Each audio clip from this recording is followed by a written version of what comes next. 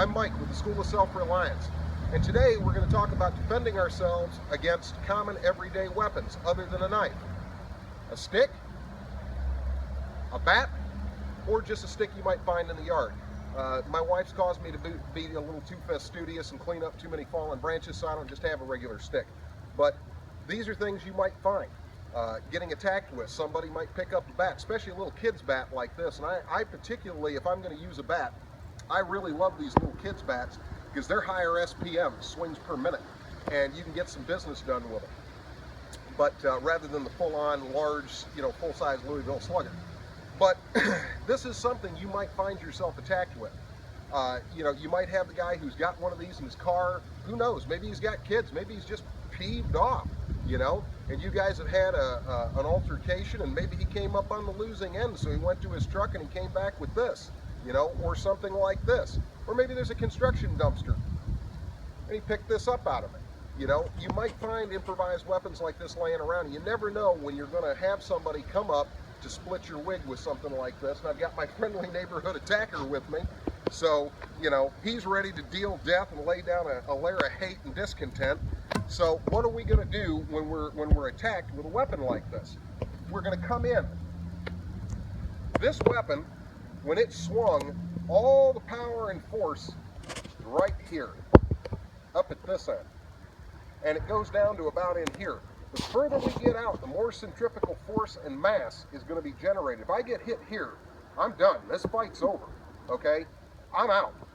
But back here, if we do this, okay, we come in here, we're at a pivot point.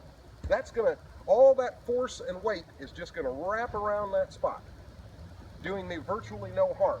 Now what I should do is come in like this. Why have I done this? I'm shielding myself when he swings like this, okay? If he were to have swung down here, I've shielded this part of my body. He swings up here, I've shielded this part. But you step right into it, okay? Because then we can always do this. We've got this man, okay? We can drive him down, we can do the diamond cutter and get him back into the concrete. But you want to get in here at all costs. You want to get in here. You got to get into that pivot point of that bat. Hang on, drop the bat. And it's the same with this weapon. We've got to get in here. We've got to cause that pivot point in here. We've got to be in here so that we can do something with it. Now, we can always do this.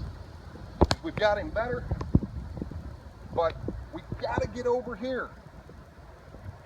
Now, I can break this arm if I want. But we've got to get in on this weapon. Now, if he swings, we misses, we come back. We lock that weapon up. See what I did here? We've got to get in. I keep terribly abusing my sparring partner here, and I'm sorry about that. But here we go. Weapon swings, he misses, we got to get back in here. We've got to get back into this pivot point to stop that weapon from being of any use.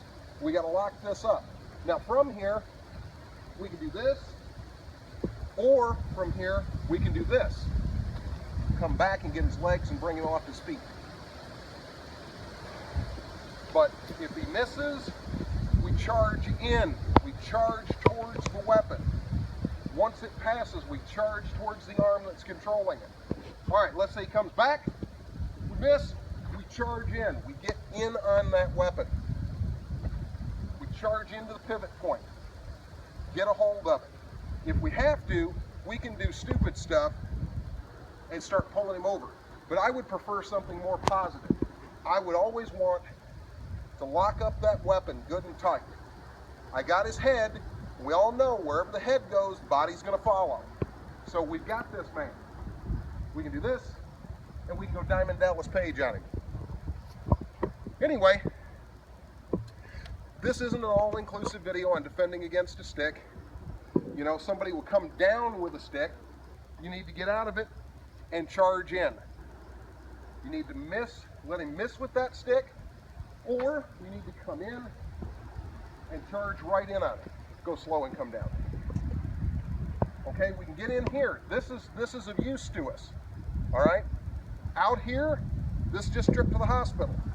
So if you're not going to get back here, get out of its way. Let the stick come back again. Then charge in. Charge in as soon as the swing is over.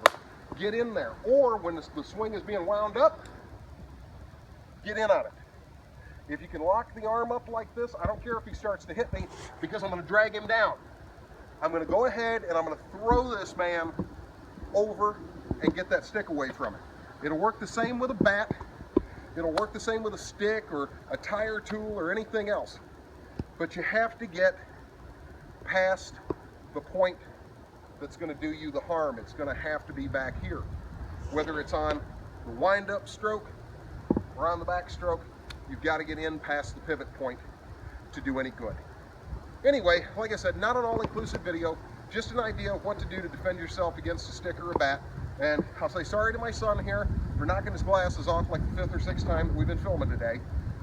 And I'll tell you, thanks for watching, and if you like what we do, like us on Facebook, watch our videos, share our videos. Thanks for watching. Yeah, or else.